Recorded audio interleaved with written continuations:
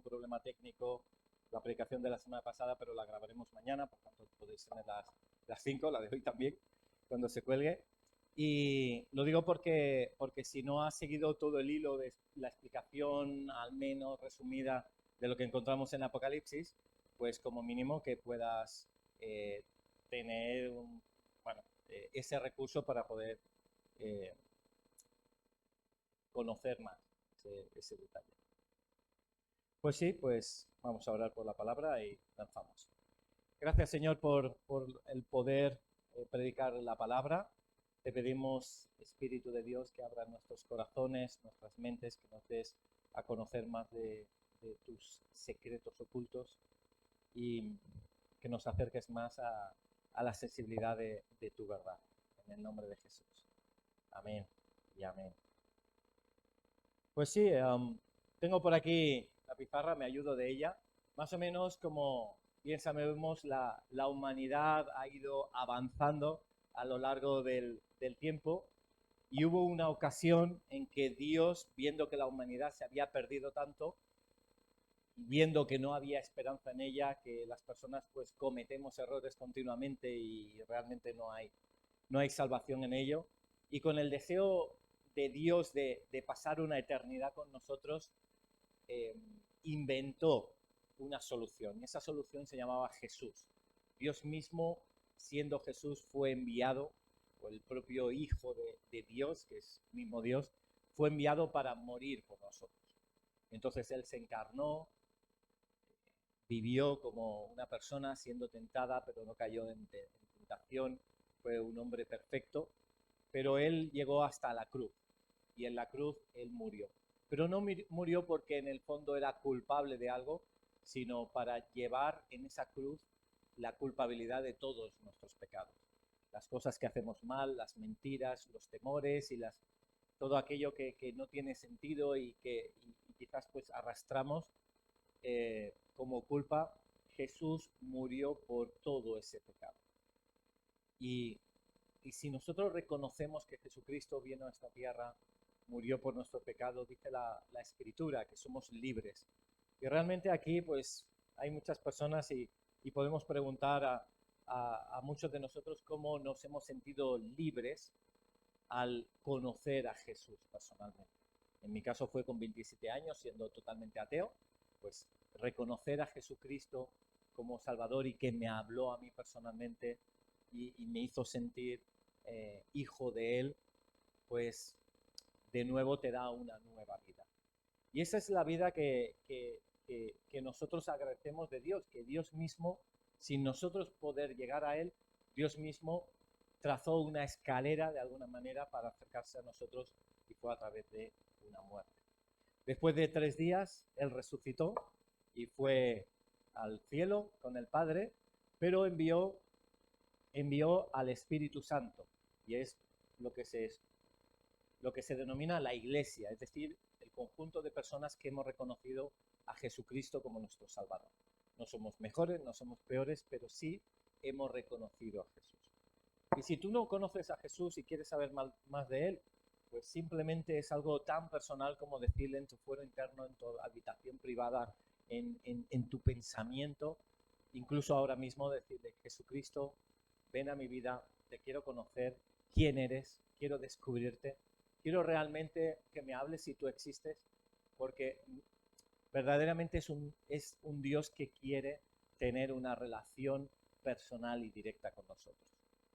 Y Él lo está deseando, como un papá que se le han ido sus hijos. Pues está esperando ese reencuentro. Así comienza la iglesia y la historia de la iglesia.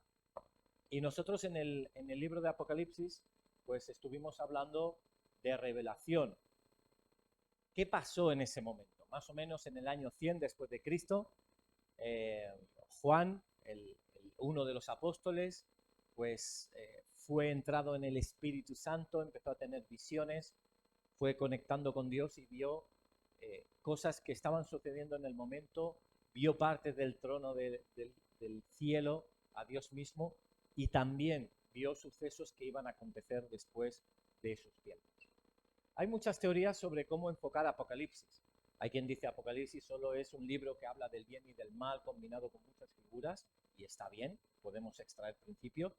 Hay personas que dicen que Apocalipsis está hablando del Imperio Romano cuando persiguió a la Iglesia y realmente todo ese tiempo de tribulación, y luego a partir de ahí pues empieza la Iglesia, es como nuestro milenio, nuestra forma de ir creciendo y haciendo crecer el reino de Dios y su mensaje hasta que un día llegue Jesús.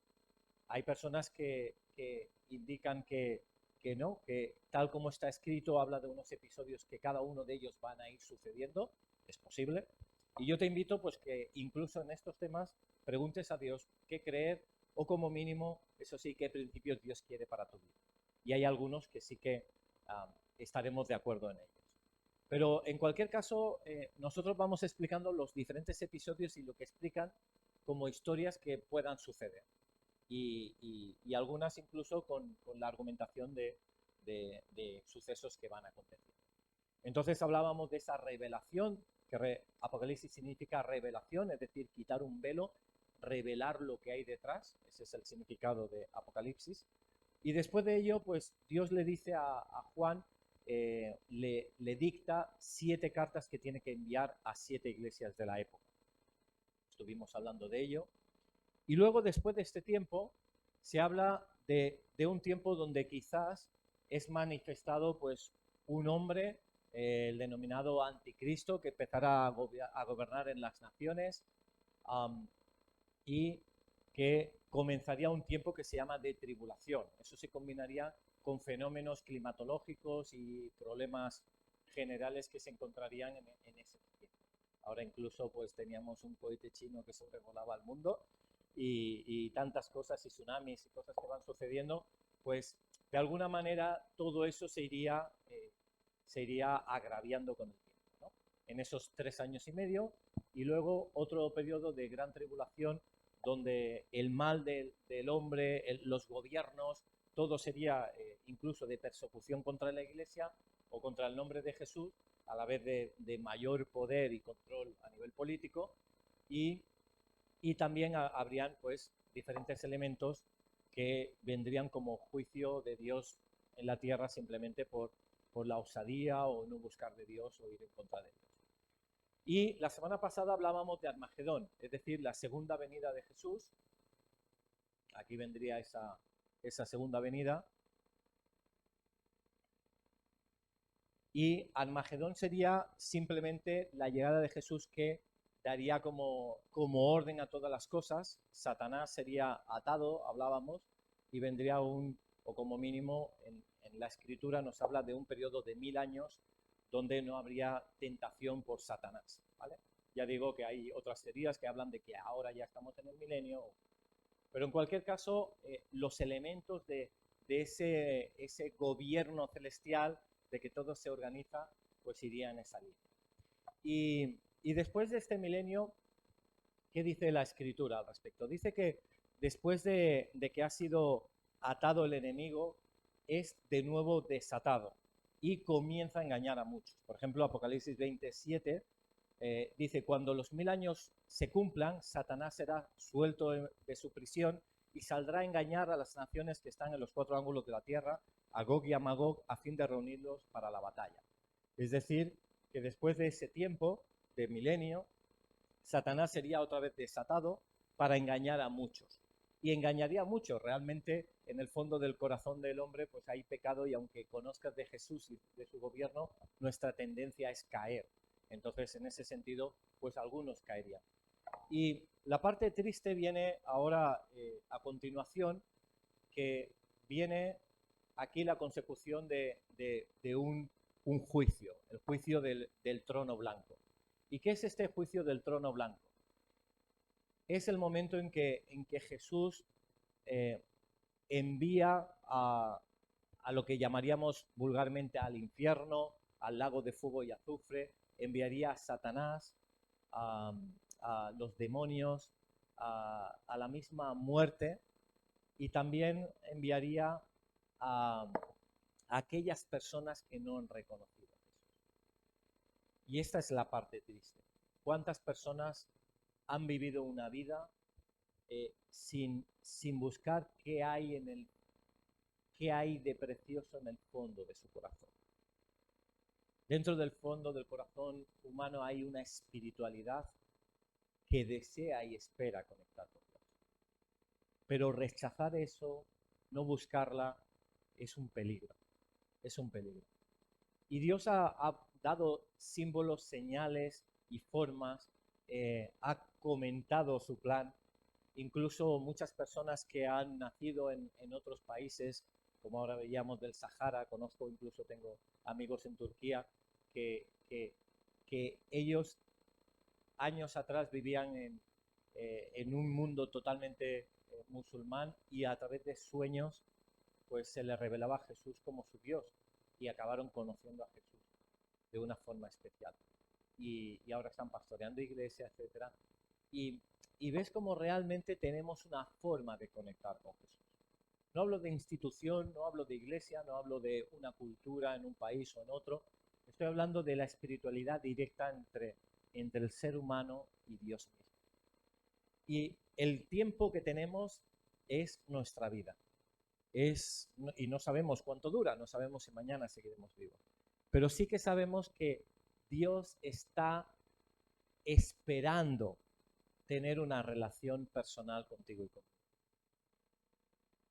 Pero el que no la busca pasará una eternidad sin ella. Vivo, totalmente vivo, por una eternidad, pero sin Dios. ¿Y tiene justicia eso? Tiene justicia, porque el que no ha buscado de Dios, Dios no va a obligarle a pasar una eternidad con él. Pero es necesario que el plan de Dios sea compartido, porque son palabras de amor. Es transmitir una verdad que transforma una vida y que transforma una eternidad. Así dice en la Escritura que la muerte y el Hades fueron lanzados al lago de fuego, lo que se llama la muerte segunda. Podemos morir físicamente, pero lo peor es qué sucederá después de la muerte. La vida, una resurrección o una muerte. Dice, si ya he muerto físicamente, sí, pero espiritualmente. Y muerte es estar lejos de Dios. Por tanto, Dios invita a conocerle y a disfrutar del amor que Él brinda a nosotros. Dice, y el que no se halló inscrito en el libro de la vida fue lanzado al lago de fuego y azufre. Y por tanto es prioritario que como mínimo demos la oportunidad de que se conozcan estas cosas. Y después de este tiempo viene un tiempo de cielos nuevos y tierra nueva. Y en ese tiempo todo sería rehecho. Hay un tiempo de realmente recondicionamiento de absolutamente todo. He puesto esta imagen simplemente inspiradora de imaginar toda la Tierra, todo el cambio climático que hay, todo se ordenaría, todos los plásticos se desharían, no sé qué pasará, pero sí, dice la Escritura, dice, y vi un cielo nuevo y una tierra nueva, porque al primer cielo y la primera tierra pasaron y el mar ya no existía más. Y sería un lugar, pues, realmente una tierra transformada. Ya dice la Escritura que ahora está como con dolores, ¿no? Que está sufriendo la tierra por causa del pecado, pero que en ese momento, pues, la tierra quedaría como liberada. Es decir, habría una transformación de todos los cielos y la tierra. Y luego a continuación, y aquí vendría ya el último episodio, que sería el cielo,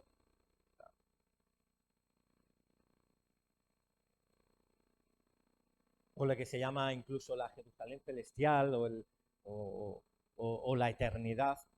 Dice Juan que vio como la santa ciudad, el cielo mismo que caía sobre Jerusalén como un lugar de referencia, descender del cielo de Dios, dispuesta como una esposa ataviada para su marido. Es decir, que la iglesia, los que hemos reconocido a Jesús, los que todavía están por reconocer a Jesús, pues se unirán a Jesús y serán ya todo una delicia el poder vivir en eternidad por siempre juntos.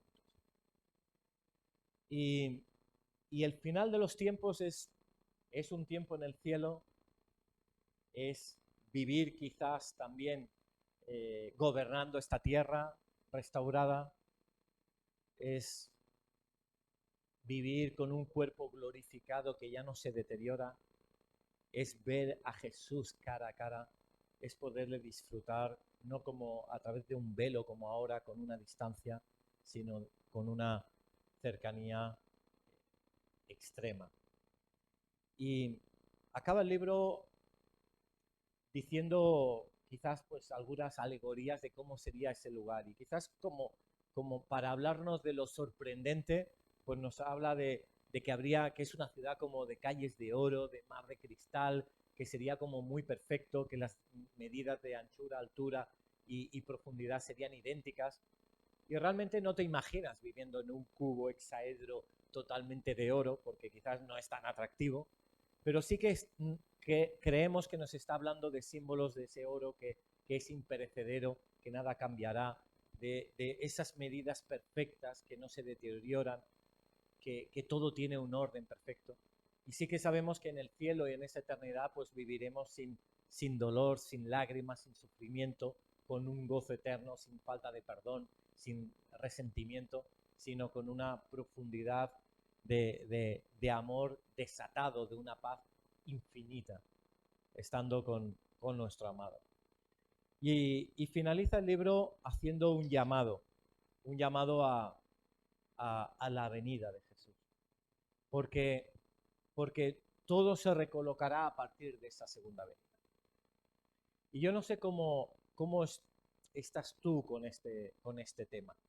Quizás es un tema que puede estar como muy vivo en tu corazón o estás muy poco pendiente o nunca piensas. Yo cada vez que hablo con jóvenes de este tema me dicen, sí, pero me gustaría que viniera Jesús, pero después de que me case, que tenga hijos, que estudie, que acabe mi carrera. Y realmente está bien, porque uno tiene deseo a casarse, a tener hijos, y nosotros también deseamos que te cases, que tengas hijos. Sí, todo eso está muy bien. Y vamos a hacer todo lo posible para que eso pase. Pero no hay nada comparable como imaginar a Jesús. Nada, nada comparable. Y quizás si nuestra oración podría ir en la línea de Jesús, dame el reconocimiento de que tú eres mucho más importante de todo lo que me pueda ofrecer este mundo. Sea dinero, sea un matrimonio, sea tener hijos, o sea acabar una carrera, o ser exitoso. Tú eres más que eso. Y creo que Dios nos llama a decir como acaba el libro, porque Jesús dice, aquí, vengo pronto. Bienaventurado, es decir, te irá bien. Bienaventurado el que guarda las palabras de esta profecía, de este libro. Y, y acaba diciendo la esposa y el espíritu dicen, ven, ven Jesús. El que da testimonio de estas cosas dice, ciertamente vengo en breve. Amén. La iglesia responde, sí, ven Señor Jesús. Y el último versículo, 22-21, dice, la gracia de nuestro Señor Jesucristo sea con todos vosotros. Amén. Y te quiero dar un espacio para que tengas una cámara de intimidad con Dios. Quizá no crees, bueno, pues quizás es una oportunidad para invitar a Jesús, si existe, que entre en esa cámara. Quizás crees en Dios, pero no has sentido que nunca te ha hablado. Pues puedes también en esa cámara íntima decirle, Dios, yo te hablo mucho, pero no siento que me hables. Te invito a experimentar. Te invito a que me hables. Quiero sentir y ver que eres tú, real. O bien, o bien ya conoces de Jesús y dices, quiero conocer que realmente tú vas a venir pronto.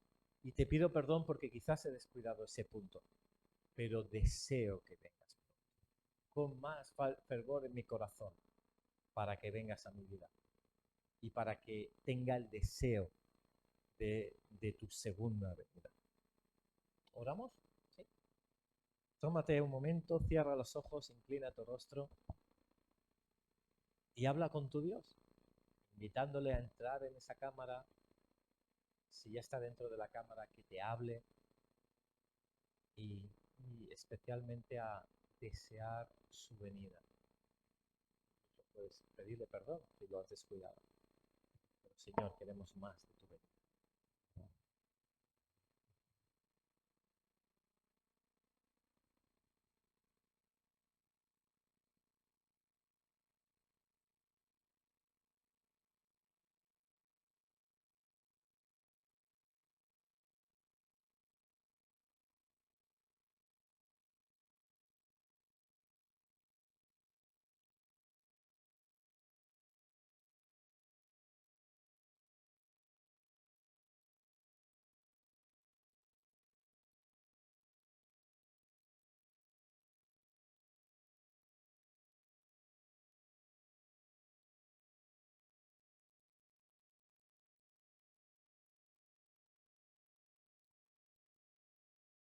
Perdónanos, Señor, si hemos descuidado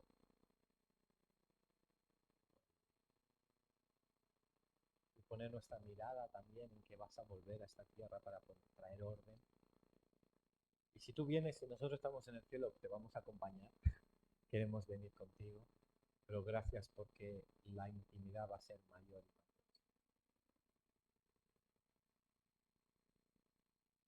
Haznos ser más conscientes de que esta época es muy importante para testificar de tu palabra, porque los tiempos se van acortando, ya queda muy poco y muchos están en tanta necesidad. En el nombre de Jesús.